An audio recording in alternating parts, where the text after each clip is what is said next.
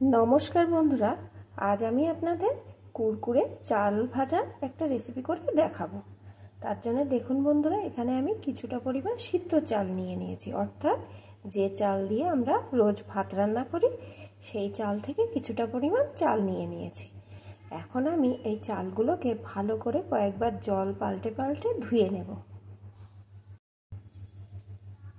চালগুলোকে আমি কয়েকবার জল পাল্টে পাল্টে ধুয়ে নিয়েছি আর একটু জল দিয়ে ভিজিয়ে রেখেছি। এইভাবে 15 মিনিট রেখে দেব।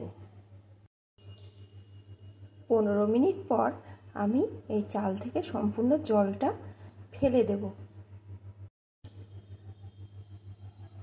চাল থেকে জলটা ফেলে দিয়েছি। এখন আমি এর ভিতরে দিয়ে দেব একটু লবণ। এখন লবণটা দিয়ে চালগুলোকে ভালো করে মাখিয়ে নেব।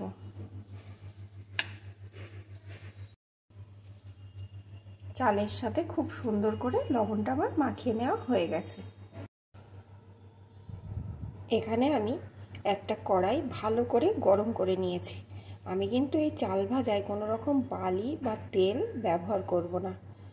কড়াইটা ভালো করে গরম হয়ে গেছে। এখন আমি চালগুলোকে এর ভিতরে দিয়ে দেব।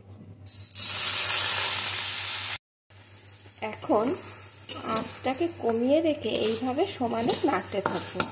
যতক্ষণ এই চালের ভিতরে একটা জল জল ভাব থাকবে ততক্ষণ কিন্তু আঁচটাকে একদম কমিয়ে রেখে এইভাবে নাড়তে হবে।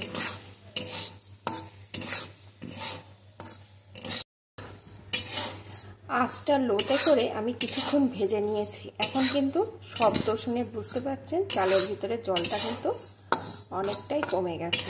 এখন আঁচটা মিডিয়ামে করে রেখে এইভাবে কড়ার চারপাশে চালগুলোকে এইভাবে ছড়িয়ে দেব। দিয়ে কয়েক সেকেন্ড রেখে দেব। কয়েক সেকেন্ড পর আবার একটু নাড়িয়ে দেব। আবার নাড়িয়ে আবার এইভাবে পাতিয়ে কয়েক সেকেন্ড রেখে দেব। এটা কিন্তু মিডিয়াম আঁচে করছি। এইভাবে কয়েকবার করে নেব। মিডিয়াম আঁচে এইভাবে কয়েকবার করার পর দেখুন চালের ভিতরে যেটুকু জলীয় ভাব ছিল সেটুকুও আর নেই। আর এখন দেখুন শব্দ শুনে বুঝতে পারছেন চালগুলো কিন্তু ফোটা শুরু করেছে। এখন আমি গ্যাসের জোরটাকে বাড়িয়ে দেব। দিয়ে এইভাবে সমানে নাড়তে থাকবো। তাহলে সমস্ত চালগুলোই ভালো রকম ফুটে যাবে।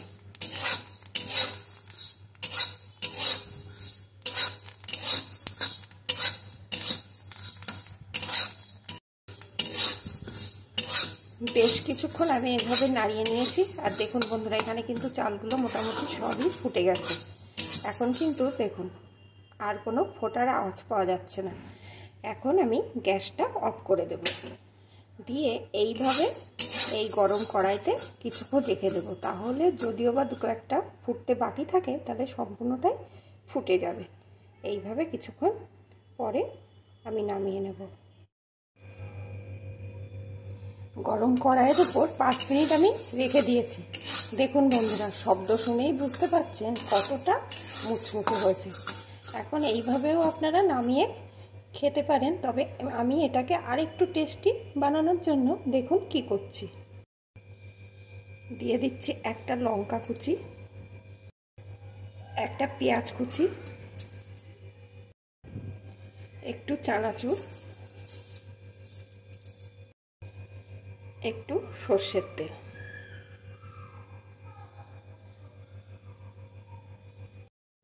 এখন আমি সমস্ত কিছুকে সুন্দর করে মিশিয়ে নেব।